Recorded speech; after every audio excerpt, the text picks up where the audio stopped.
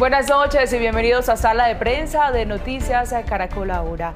Terminó el primer ciclo de negociaciones entre el gobierno y el ELN en Venezuela. Hoy, y 20 días después de que se instalará la mesa de diálogo, se conoció, entre otras cosas, que México será garante del segundo ciclo y que en 2 regiones del país habrá acciones humanitarias. Estamos hablando del Bajo Calima, en el Valle del Cauca, y el Medio San Juan, en el Chocó. Escuchamos lo que dijo Pablo Beltrán, jefe de la delegación del ELN.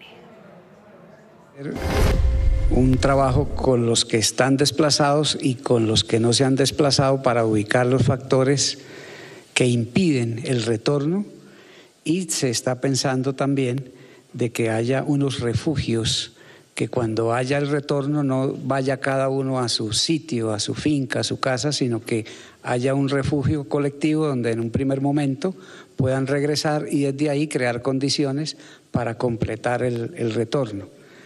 Esto pues se hace en medio de situaciones de amenaza, de riesgo. Y para analizar esos anuncios y lo pactado hasta el momento, saludamos a esta hora a Ariel Ávila, senador de la República de la Alianza Verde, y a Andrés Macías, docente y doctor en resolución de conflictos. Bienvenidos a los dos, buenas noches. Muy buenas noches y muy amable por la invitación. Un saludo al profesor, muchísimas gracias. Buenas noches, Alejandra, un saludo para Ariel y para toda la audiencia. Bueno, quiero comenzar por preguntarle a Ariel, estas conversaciones se empezaron a gestar bajo una consigna y era no empezar de cero, pero ¿qué tanto se pudo avanzar y si realmente fue una ventaja lo hecho en gobiernos anteriores, senador? Mire, como 3 cosas. Por un lado, hoy lo que tenemos a la vista es el primer acuerdo parcial. No hay que olvidar que en las negociaciones con las FARC, una de las reglas era, nada está acordado hasta que todo está acordado. Nosotros aquí en el Congreso, la ley que lideré yo como ponente, la prórroga de la ley 418 de orden público, contemplaba la figura de acuerdos parciales, sobre todo en los temas humanitarios. Aquí, para lo que es el Pacífico chocuano, el sur del Chocó, el Bajo San Juan, tendríamos el primer acuerdo humanitario donde hay una guerra durísima entre el ELN y el Clan del Golfo. Sin embargo, pues aquí es donde se muestra la necesidad del cese multilateral al fuego para involucrar a los gaitanistas. Lo segundo es que se hacen algunos ajustes a la agenda de 2016. Eso nos va a permitir como ahorrarnos, no sé, un año por lo menos. Y esos ajustes pues corresponden a la realidad que ha cambiado en Colombia en los últimos 4 o 5 años. Y lo tercero fundamental es que, según el comunicado que acaba de hacer la Oficina del Alto Comisionado, tenemos la mayoría de los protocolos y eso nos va a garantizar una estabilidad en las negociaciones. Así que yo soy optimista, sin embargo, estas son las primeras de cambio. Todavía no hay anuncios de cese bilaterales, no hay ni siquiera el anuncio en la mesa técnica para un cese bilateral, que era lo que yo esperaba. Entonces hemos avanzado mucho, pero pues hombre, estamos arrancando. Bueno, sobre el cese bilateral, pues aseguraron que incluso no se tocó el tema. Esperamos a ver qué pasa en ese segundo ciclo de las conversaciones. Sobre el tema de las regiones, en estas acciones humanitarias, más adelante les voy a hacer un par de preguntas también, pero quiero sumar a la conversación el hecho de sentarse también a negociar con una guerrilla que, en vez de tener una jerarquía interna, funciona por bloques autónomos. Y con esto me voy con Andrés para preguntarle cómo interpretar todo ese proceso con base en este antecedente. Claro, y es que, Alejandra, el ELN es un grupo complejo que no es centralizado y no es jerarquizado como las FARC, que es tal vez el referente más cercano que tenemos en procesos de negociación, y al no ser ni centralizado ni jerarquizado, dificulta un poco más la toma de decisiones y sobre todo la aplicación de lo que se discute, de lo que se decida. El ELN es una guerrilla que es muy distinta desde su origen a las FARC, nuevamente en esa comparación. Es una guerrilla que tiene una mezcla muy particular, que incluye un origen con grupos estudiantiles, con grupos campesinos, con grupos que han tenido vínculos con guerrillas, también con grupos del movimiento obrero, con mineros artesanales, hasta un sector cristiano. Es una mezcla de muchos grupos y todo eso lo lleva a que funcione, como algunas veces se menciona, como un grupo con bloques autónomos o un grupo que a veces se considera relativamente federado.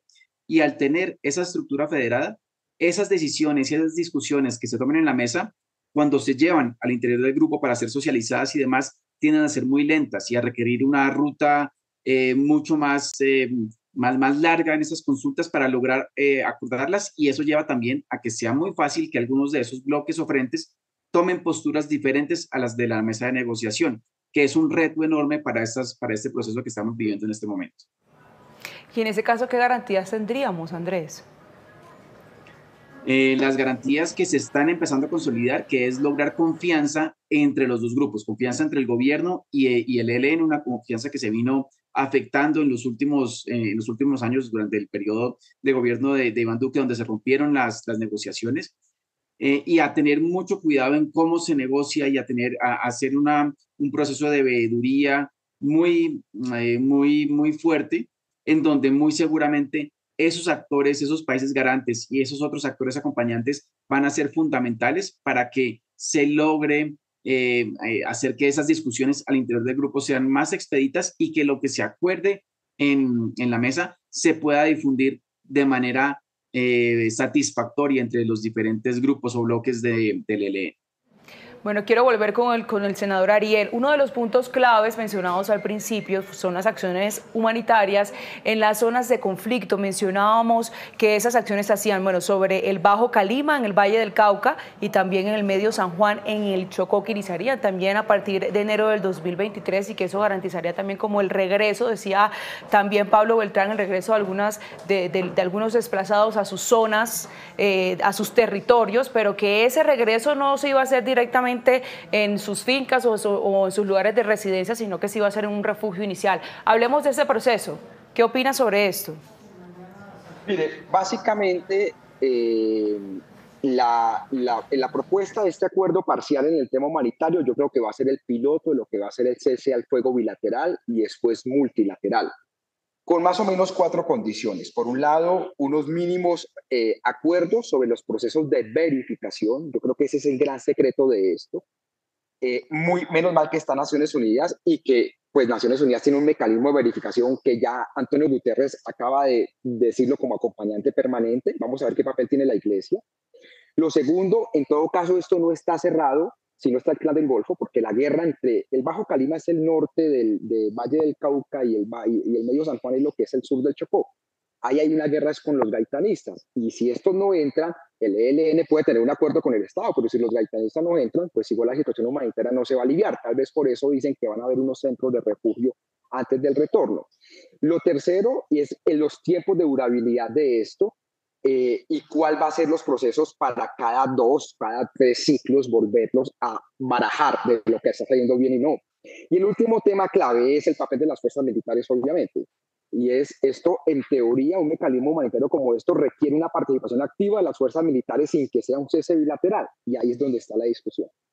Ariel, bueno, pues sabemos, senador, que usted tiene un importante compromiso en este momento. Cuéntenos de qué se trata y pues ya lo dejamos para que también vaya a asumirlo. Yo les agradezco mucho. Estamos votando el Ministerio de la Igualdad y en este momento están llamando a votación. Muchísimas gracias. Bueno, gracias a usted por su tiempo. Continuamos mientras tanto entonces con Andrés Macías. Pues Andrés, quería preguntarle también sobre lo que ya veníamos hablando de estas acciones humanitarias, esas 2 regiones escogidas. Llama mucho la atención por qué no se priorizó, por ejemplo, zonas como Arauca, donde ese escenario también de guerra entre el ELN y disidencias de las FARC, que según los datos que tengo acá, la Defensoría del Pueblo reportó 341 casos de muertes entre enero y noviembre del 2022 y también hay varias alertas tempranas. ¿Por qué no priorizar esta zona también del país? Es que, Alejandro, yo creo que son muchas las zonas que deberían ser priorizadas y para que lo que se acuerde pueda operacionalizarse, se tiene que escoger 1 o 2 que sean estratégicas y que cumplan unos objetivos muy claros de ambas partes. Y en ese sentido yo creería, como ya lo expresó Ariel, que la zona del Bajo Calima y el Medio San Juan es vital y es fundamental para los intereses del ELN y también para los intereses del gobierno, que le ha puesto una atención importante a esta región del país. Yo creo que de ahí la intención de priorizar esta zona del Chocó, del Valle. Podemos también traer a colación las iniciativas del gobierno nacional buscando que en Buenaventura se logre solucionar algún tipo del tipo de violencia que se está viviendo allá con algunos acuerdos, con algunos de los grupos que operan allí. Entonces yo creo que la zona es estratégica para ambas partes y por eso se priorizó esa sobre otras. Pero como te digo, son muchas las regiones que habría que priorizar si queremos entrar a mirar cuál es la más grave o donde la violencia tiene un mayor nivel de magnitud afectando a la población civil, pues no terminaríamos nunca de priorizar una región para empezar a hacer un ejercicio piloto que después ojalá se replique en otras regiones como la que mencionas en Arauca. Claro, yo quisiera insistir como en pensar en, de alguna manera, hablar de las garantías para, para creer más en el proceso, ¿no? Porque mire, hace 2 semanas el presidente, si tenemos en cuenta hace 2 semanas aproximadamente, el presidente Gustavo Petro anunció que entre los acuerdos también estaba el regreso de las comunidades embera a sus territorios y que eso sería un hecho. Eso no ha pasado todavía, evidentemente, e incluso las comunidades embera, algunos líderes están asegurando que no tienen ni idea de cómo se va a llevar a cabo ese proceso, porque no han tenido aún una comunicación con, digamos, con el gobierno para entender cómo será. Entonces, ¿cómo analizamos, digamos, toda esta situación de lo que se está planteando frente a los diálogos, teniendo en cuenta también situaciones como esta de las comunidades embera que recién se anunció? Pues ese es el principal reto que tiene este proceso, sobre todo, digamos que cuando lo comparamos con el de las FARC, cuando se decía que nada está acordado hasta que todo está acordado, todo se empezaría a implementar cuando estuviera todo el proceso listo. Aquí no funciona así y se está esperando que se hagan pequeños acuerdos que se vayan a ir implementando. Y eso tiene ese principal reto y es cómo vamos a empezar a implementarlo. Queremos entonces que se implemente rápido, que se implemente de un día para otro. Y todo esto toma tiempo, desafortunadamente, aunque quisiéramos que sea inmediato. Pero entonces, Ariel ya lo mencionó un poco antes cuando habló del anuncio que hizo el alto comisionado. Ya hay unos protocolos para ciertas acciones, pero no los hay para otras. Por ejemplo, para el retorno de los embera, muy seguramente ese protocolo todavía no está listo y como no está listo, no se ha podido implementar. Y esa operacionalización es fundamental que se haga cuanto antes porque bajo esas condiciones se está negociando. Con la contraprestación que si no se hace, se empieza a perder la confianza entre las partes, entre el ELN y el gobierno, y sobre todo la confianza de la población frente a la mesa de negociación. Por eso es fundamental que a medida que se vayan acordando algunos de los temas, ya se tenga claro cómo se va a operacionalizar y lo que yo creo es que lo que sucede con los embera específicamente todavía no está claro cómo hacerlo y por eso no se ha podido implementar. Bueno, también otro capítulo, Andrés, especial en esta materia es el tema del grupo de presos políticos. ¿Cómo analizarlo? Pues Alejandra, el tema de los presos políticos es yo creo que una adenda a esas acciones humanitarias, como se ha mencionado con el piloto que se va a hacer en el norte del Valle y el sur del Chocó, en donde acciones humanitarias encaminadas a esa población de presos políticos, miembros del ELN que están en cárceles, donde de aquí se cogen un poco de la situación de hacinamiento humanitario que hay en las cárceles, de violaciones de derechos humanos que hay en las cárceles, y es un elemento que puede ser muy útil para el ELN, lo puede instrumentalizar fácilmente diciendo que estamos en un proceso de negociación y nuestros presos políticos están viviendo una situación de violación de sus derechos humanos en las cárceles y por lo tanto para restablecer esa confianza entre las partes queremos que ustedes los liberen.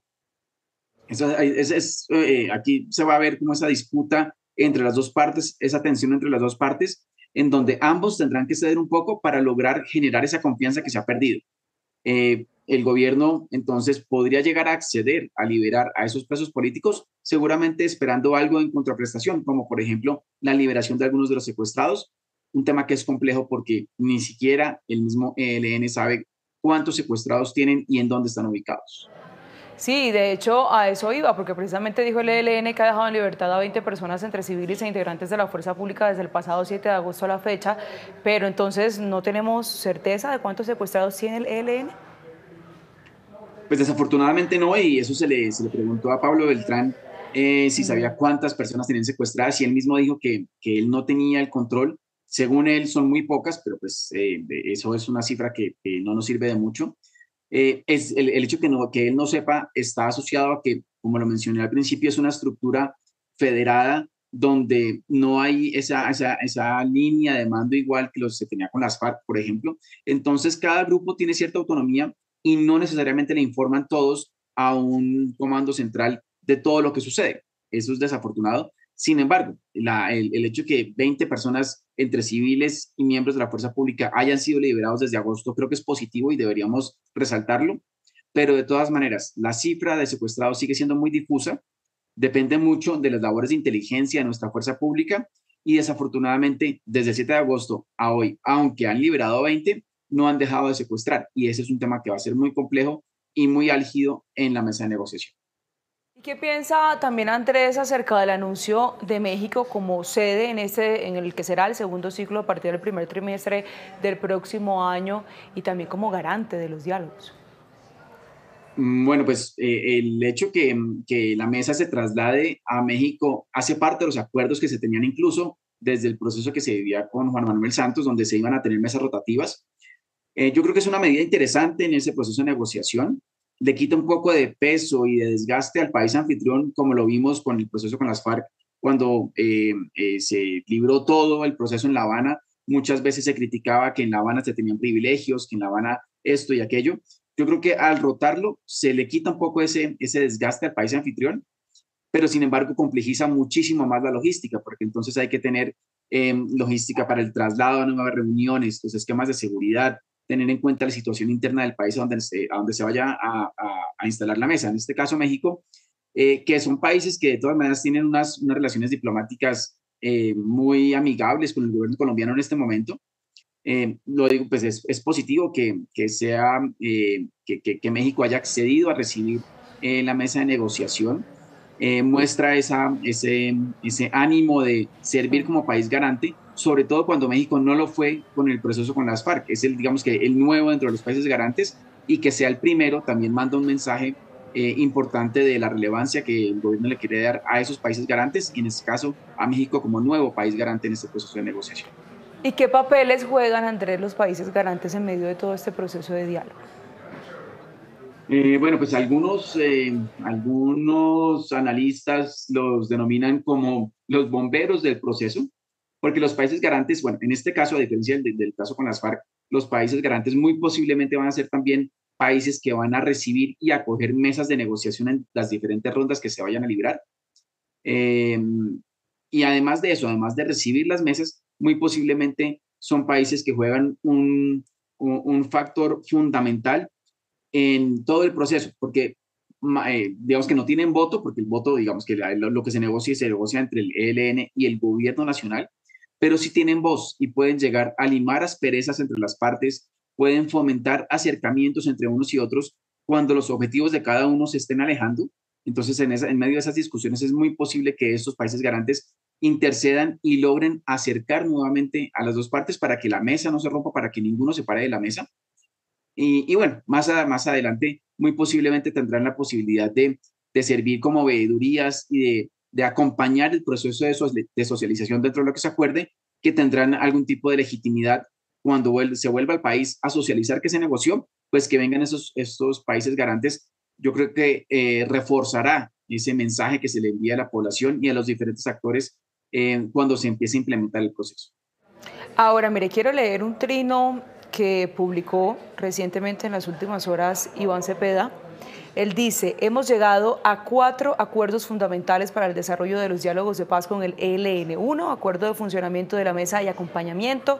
2, agenda de los diálogos. 3, acuerdo de acciones y dinámicas humanitarias. 4, pedagogía y comunicación para la paz. En este punto en específico, pedagogía y comunicación para la paz, ¿cómo interpretar a lo que ellos llaman pedagogía y comunicación para la paz y por qué es tan importante? Porque recordemos que en algunas ocasiones, cuando se llevaron a cabo los diálogos de paz con las FARC, dijeron que de alguna manera el tema de comunicación falló. Hablemos de esto, ¿por qué es tan importante? Por lo que tú mencionas, una vez se acuerde alguno de los puntos en la mesa de negociación, cómo lo reciba la población, cómo lo reciban los demás actores en Colombia, va a ser fundamental para entender todo lo que implica eso que se acuerde. Y por eso, más allá de socializar, esto fue lo que se acordó, es fundamental esa pedagogía para que toda la población entienda qué se acordó, cómo se acordó y cómo se va a implementar. Ese proceso de pedagogía falló enormemente durante el proceso con las FARC y por eso hubo diferentes interpretaciones de lo que se acordó. Lo que se busca en este proceso de pedagogía, o por lo menos en la idea que yo entiendo de lo que se acordó, es que se va a tratar de no limitarse a la socialización, sino que con el acompañamiento de dos actores importantes que son la Iglesia Católica y las Naciones Unidas, logren llegar al país y que ellos sean adicional a otros actores, entre esos el ELN y el gobierno, pero que sea la Iglesia y las Naciones Unidas y otros actores que no hagan parte de esos dos que negociaron, que ellos sean quienes le expliquen de manera muy desmenuzada y muy sencilla a toda la población qué se acordó para que todos entendamos a qué nos debemos atener una vez el proceso termine y se empiece a implementar aquello que se haya negociado.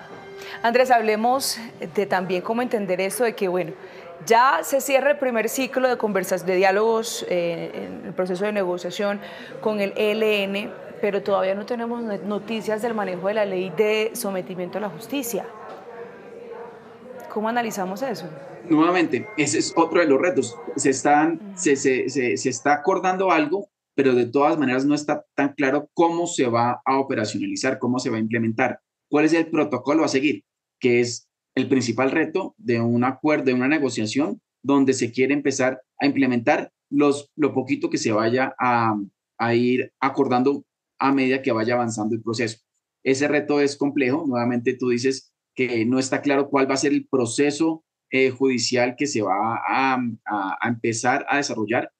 Y mientras eso no esté claro, no se lograría establecer adecuadamente esa confianza entre las partes y esa confianza entre la mesa y la población. Es un tema sobre el cual hay que trabajar enormemente y de manera muy rápida. Ahora, sobre una tregua navideña, Pablo Beltrán del ELN dijo que las fuerzas militares usan esos espacios para tomar fuerza. ¿Qué opina de esto? Yo lo veo como la posición del ELN diciendo no queremos en este momento formalizar una tregua porque resulta que en el pasado esa ha sido la estrategia, o así lo mencionan ellos, de que los militares puedan fortalecerse para empezar nuevamente en enero con toda la fuerza contra los grupos ilegales. Yo lo veo más como una postura buscando llegar a negociar con el gobierno nacional, porque más allá de que dijo que las fuerzas militares lo usan estratégicamente para agarrar fuerza, también dijo, posiblemente podríamos llegar a pensarlo si el gobierno y la fuerza pública también se comprometen a hacer una tregua en contra nuestra durante el proceso o durante la época navideña. Y muy seguramente el gobierno no va a poder acceder fácilmente a esa tregua porque es que el ELN no es el único grupo que está inmerso en esta ola de violencia que vive el país y donde muchas veces el ELN está en territorio donde hay otros grupos. Entonces, pues el gobierno nacional en cabeza de la fuerza pública no se puede comprometer a no volver a enfrentar o a hacer acciones ofensivas contra grupos armados en territorios donde también está el ELN, porque eso sería dejar a merced de esos grupos a la población que allí está. Entonces yo creo que es una forma estratégica de la negociación de Pablo Beltrán diciendo, nosotros sí queremos, pero es que lo tenemos que hacer de manera bilateral. Y yo creo que él sabe que la fuerza pública le va a quedar muy difícil formalizar esa tregua porque sería decir, no, la fuerza pública no va a continuar con su misión constitucional durante este mes. Andrés, ¿y qué opina usted precisamente de que el cese al fuego bilateral se ha conversado en el segundo ciclo y no en esta ocasión, no ahora? Pues es que Alejandra, desde mi punto de vista el cese al fuego bilateral es muy complejo, en parte por lo que acabo de mencionar, y es que si estuviéramos hablando de un contexto de violencia o de conflicto donde hay solo dos grupos, el ELN y el gobierno, hablar de un cese al fuego bilateral podría ser relativamente sencillo porque somos los dos simplemente y nos comprometemos a no atacarnos entre los dos y lo sacamos adelante y es un cese al fuego satisfactorio hasta que se logre finalizar el proceso de negociación. Pero aquí estamos hablando de contextos donde hay más de un grupo, donde el ELN opera en territorios donde también está el Clan del Golfo, como lo mencionó anteriormente Ariel, pero hay otros grupos que también le disputan el territorio al ELN. Entonces, para el ELN comprometerse a un cese al fuego bilateral implicaría dejar de lado, muy posiblemente, enfrentar a esos otros grupos con los cuales se disputa el territorio. Y por el lado de la fuerza pública sería comprometerse a no atacar aquellos territorios donde está el ELN, pero donde también hay otros grupos armados ilegales. Entonces, operacionalizar, implementar ese cese al fuego bilateral, yo creo que va a ser muy complejo. Yo creo que si se comprometen a eso los dos grupos, es muy posible, va a ser muy fácil que en algún momento alguno de los dos viole ese acuerdo y se lleve al fracaso del proceso de negociación. Y por lo tanto, aunque está en la mesa, y lo que se mencionó en estos días desde la negociación que se vivió en Cuba, es que la idea del cese al fuego bilateral está en ambos actores que están negociando. Lo cierto es que aterrizarlo y operacionalizarlo va a ser muy difícil y habría que revisar muy bien esos protocolos que existen. Naciones Unidas tiene algunos de esos protocolos y es uno de los actores garantes de este proceso. Habría que ver cómo se logra adaptar al contexto colombiano, pero nuevamente yo creo que es un tema muy complejo, muy difícil, y por eso haberlo negociado en este primer ciclo, yo creo que habría sido un error total. Se mencionó que se va a negociar en el siguiente, pero yo creo que se debería empezar a negociar cuando el proceso esté más avanzado, para no llegar a afectarlo negativamente con un posible fracaso de ese acuerdo al cese al fuego bilateral. Bueno, pues Andrés, muchísimas gracias por su tiempo y por permitirnos este espacio de análisis ante la culminación de este primer ciclo de diálogos, de negociaciones entre el ELN y el gobierno. Bueno, Alejandra, muchas gracias y un saludo para todos los que nos escucharon. Hasta aquí entonces, Sala de Prensa. Sigan ustedes conectados con la programación de Noticias Caracol Ahora.